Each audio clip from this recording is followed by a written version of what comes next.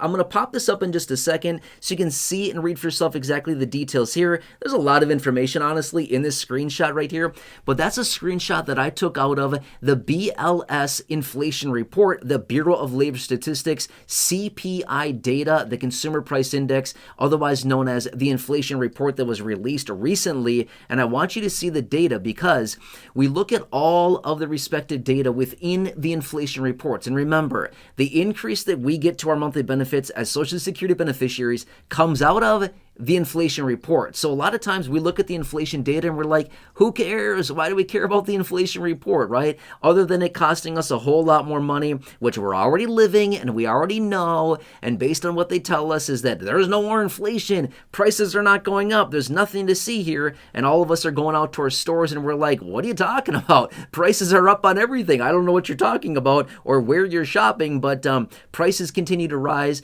The cost of living continues to go up. But what it comes down to is that, yes, your raise and all of the raises for Social Security beneficiaries is literally based on inflation. And that's what we want to talk about. All right, anyway, let's pop this screenshot up right here, right now. It's just a screenshot. I really want to emphasize that. This is taken out of the most recent BLS, Bureau of Labor Statistics inflation report. And I want you to focus on one number. Now, obviously, there's a lot of numbers here to look at, but the one kind of near the bottom where it talks about the CPIW, that's the key number that we want to watch very closely. The Consumer Price Index for urban wage earners and clerical workers. It shows that on a year-over-year basis, inflation increased with this measure, the CPIW, at a pace of 2.2%. Now, that historically is actually pretty low, right? That's not the number that I want to look at. I want to look at the month-over-month on this number, which is 0.5, half of 1%, or 0.5%. That's the number that I want to look at. Now, the reason we want to look at this is because this inflation report and this screenshot was taken out of the February inflation data. Obviously, February is very early on in the year. What this also does not capture is the major spike in oil prices and energy prices in March, right? So when we get the inflation data in the middle of April for the month of March, that's how it works. In the middle of the month, we generally get the inflation data point for the previous month. So in the middle of April, we will get March's inflation CPI reading. That's going to be a key number. We're likely going to see these numbers increase substantially, a huge spike in inflation, unless all these prices come down before the end of March, which honestly probably won't happen to the degree that we need to bring these prices down and to bring the inflation numbers down. But here's the situation. As I said at the beginning of the video, if everything that is going on domestically and globally continues to happen for the coming days, weeks, and maybe even months, we don't know, right? But if all of this continues for at least the foreseeable future into at least the summer of this year, we could be looking at substantially higher increases to our monthly benefit. Because remember, the raise that we get each and every year predicated by the COLA, the cost of living adjustment to benefits, again, is directly tied to the CPIW during the third quarter. July, August, and September are the 3 months that they use of the current year. They compare it over the same period last year, the previous year, and the difference of inflation from this year over last year is the COLA for the following year. It's a totally messed up way that they calculate this.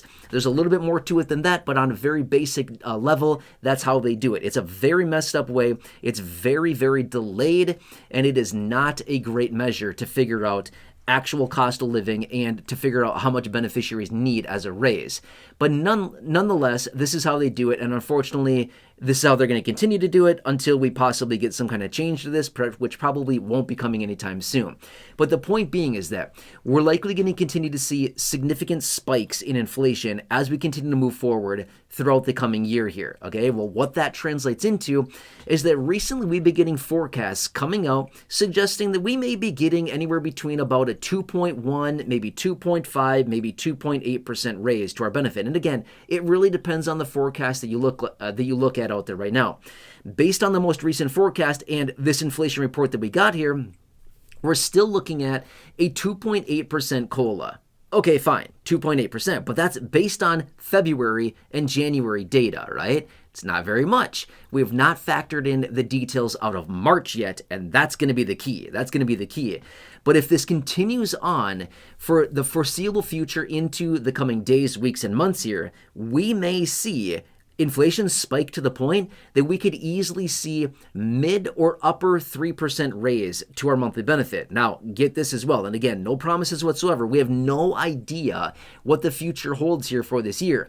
But I've been reading a number of reports out there that are suggesting throughout this year of 2026, we may see by the middle of the year spikes of inflation reaching 6% by the middle of the year. Well, guess what that would do? That would increase our benefits substantially as well if we really do see spikes of inflation upwards of 6%, right around that point, somewhere around there. That would also increase our benefits substantially as well, because this CPI, the Consumer Price Index for urban wage earners and clerical workers, that is used to determine how much of a raise Social Security beneficiaries get to their